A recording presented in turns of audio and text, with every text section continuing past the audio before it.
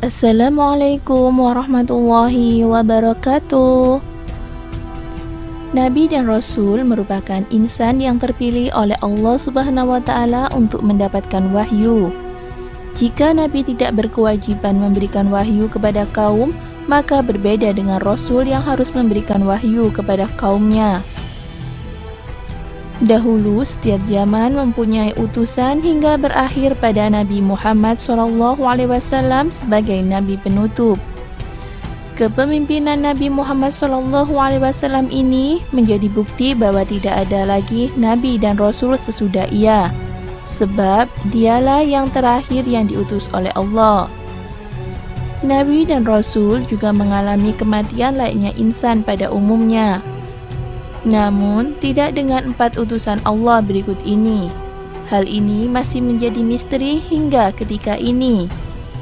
Pasalnya, keberadaan Nabi dan Rasul tidaklah di bumi, melainkan di luar jagat raya. Inilah kekuasaan Allah Subhanahu wa Ta'ala terhadap mereka yang dipercayakan padanya. Siapa saja mereka dan di mana 4 nabi tersebut berada? Berikut ulasannya. 1. Kisah Nabi Khidir alaihissalam. Nabi Khidir alaihissalam hidup pada masa pemerintahan Raja Iskandar pada tahun 322 sebelum Masehi. Ia populer cerdas bahkan melebihi kecerdasan Nabi Musa alaihissalam. Saat itu menjadi Perdana Menteri dan menyertai perjalanan Raja Iskandar untuk mencari Ainun Hayat, sumber air hidup atau air kehidupan abadi. Konon, siapa yang meminumnya sanggup hidup hingga hari kiamat. Kisahnya bermula ketika Raja Iskandar berjalan di atas bumi menuju ke tepi bumi. Allah Subhanahu wa Ta'ala mewakilkan seorang malaikat yang berjulukan Rafail untuk mendampingi Raja Iskandar. Keduanya terlibat perbincangan perihal bagaimana ketaatan malaikat dalam beribadah kepada Allah. Malaikat Rafail menyampaikan bahwa ibadah para malaikat di langit diantaranya ada yang bangun tidak mengangkat kepalanya selama-lamanya. Ada pula yang ruku tidak mengangkat kepala selama-lamanya. Mendengar itu, Raja kemudian ingin hidup bertahun-tahun dan beribadah kepada Allah Subhanahu wa Ta'ala. Malaikat Rafail kemudian menjelaskan bahwa Allah telah membuat sumber air bumi, namanya Ainun Hayat, yang membuat siapa yang meminum tidak mati hingga hari kiamat. Lokasi minuman tersebut berada di bumi yang gelap di daerah keluarnya matahari. Bahwa Rasulullah SAW bersabda, ada seorang anak dari Sam bin Nuh alaihissalam yang telah meminum air kehidupan. Kemudian ia sanggup hidup, maka pergilah bersama Nabi Khidir untuk meminum air kehidupan. Namun yang berhasil meminumnya ialah Nabi Khidir alaihissalam. Sedangkan Raja Iskandar tidak berhasil menemui air kehidupan tersebut. 2. Kisah Nabi Idris alaihissalam.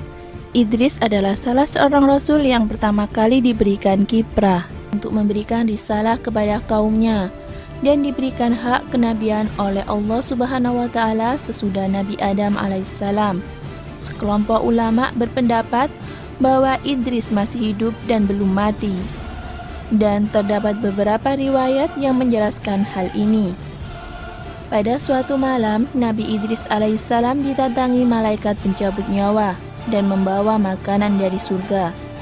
Sebelum kesudahannya dicabut nyawanya, Nabi Idris meminta kepada malaikat biar mau memohon kepada Allah Subhanahu wa Ta'ala untuk kembali menghidupkannya sesudah dicabut nyawanya. Lalu Allah Subhanahu wa Ta'ala mewahyukan kepada malaikat maut biar ia mencabut nyawa Idris alaihissalam. Maka dicabutlah nyawa Idris ketika itu. Maka Nabi Idris pun mencicipi kematian. Malaikat kemudian menepati janjinya dengan memohon biar Allah kembali menghidupkan Idris. Atas izinnya, Idris alaihissalam kembali hidup dan kedua kalinya melanjutkan perjalanan ke neraka. Di sana, ia melihat semua yang diciptakan Allah Subhanahu wa Ta'ala untuk menyiksa musuh-musuhnya. Perjalanan kemudian dilanjutkan ke nirwana atas izin Allah. Nabi Idris sanggup melihat pandangan di dalam surga dengan segala macam kenikmatan yang disediakan Allah Subhanahu wa Ta'ala hanya dari pintunya. Ia pun meminta malaikat biar memperbolehkan masuk dan meminum air di sana. Akhirnya mereka masuk dan harus keluar lagi. Namun sebelum keluar ia meninggalkan sepatunya di salah satu pohon surga. Nabi Idris berkata kepada malaikat maut, "Wahai malaikat maut, saya telah meninggalkan sepatuku di dalam surga." Malaikat maut pun berkata, "Masuklah ke dalam surga dan ambil sepatumu, Tuan." Maka masuklah Nabi Idris, namun ia tidak keluar lagi, sehingga malaikat maut memanggilnya, "Ya Idris, keluarlah." "Tidak, wahai malaikat maut, karena Allah Subhanahu wa Ta'ala telah berfirman, setiap yang berjiwa akan mencicipi mati." Surat Ali Imran ayat 185. Sedangkan saya telah mencicipi kematian, dan Allah Subhanahu wa Ta'ala berfirman yang bermaksud, "Dan tidak ada seorang pun daripada kamu melainkan mendatangi neraka itu." Al-Quran Surat Maryam ayat 71. Dan saya pun telah mendatangi neraka ini, dan firman Allah lagi yang bermaksud, "Dan mereka berkali-kali tidak akan dikeluarkan daripadanya atau surga." Al-Quran Surat Al-Hajj ayat 48.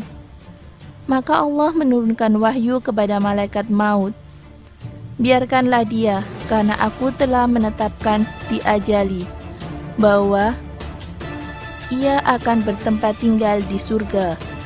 Allah menciptakan perihal kisah Nabi Idris alaihissalam kepada Rasulullah SAW, dan ceritakanlah hai Muhammad kepada mereka kisah Idris yang tersebut di dalam Al-Quran.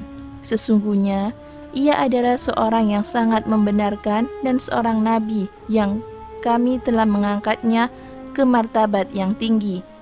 Surat Maryam ayat 56-57. Kisah Nabi Ilyas alaihissalam. Ketika sedang beristirahat, datanglah malaikat kepada Nabi Ilyas alaihissalam. Malaikat itu tiba untuk menjemput ruhnya. Mendengar informasi itu, Nabi Ilyas alaihissalam menjadi murung dan menangis. "Mengapa engkau bersedih?" tanya malaikat maut. "Tidak tahulah," jawab Nabi Ilyas alaihissalam. "Apa engkau bersedih sebab akan meninggal dunia dan takut menghadapi maut?" tanya malaikat. "Tidak, tiada suatu yang saya sesali kecuali sebab saya menyesal dilarang lagi berzikir kepada Allah. Sementara yang masih hidup boleh terus berzikir memuji Allah," jawab Nabi Ilyas alaihissalam. Saat itu Allah Subhanahu wa Ta'ala lantas menurunkan wahyu kepada malaikat biar menunda pencabutan nyawa dan memberikan kesempatan kepada Nabi Ilyas untuk berzikir sesuai dengan permintaannya. Nabi Ilyas alaihissalam ingin terus hidup semata-mata sebab ingin berzikir kepada Allah Subhanahu wa Ta'ala. Maka berzikirlah Nabi Ilyas sepanjang hidupnya. Biarlah dia hidup di tanah untuk berbisik dan mengadu serta berzikir kepadaku hingga selesai nanti. Firman Allah Subhanahu wa Ta'ala. Kisah Nabi Isa alaihissalam.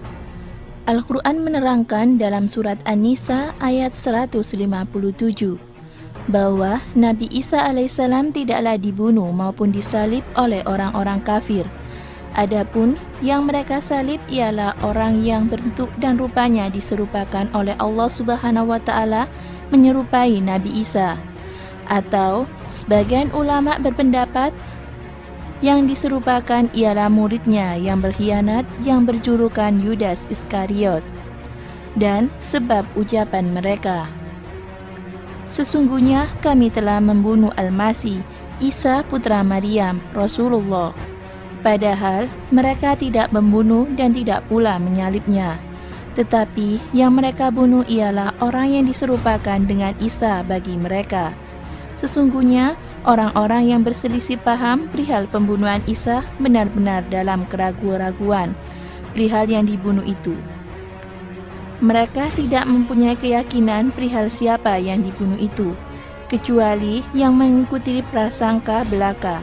Mereka tidak pula yakin bahwa yang mereka bunuh ialah Isa. Al-Quran Surat An-Nisa ayat 157.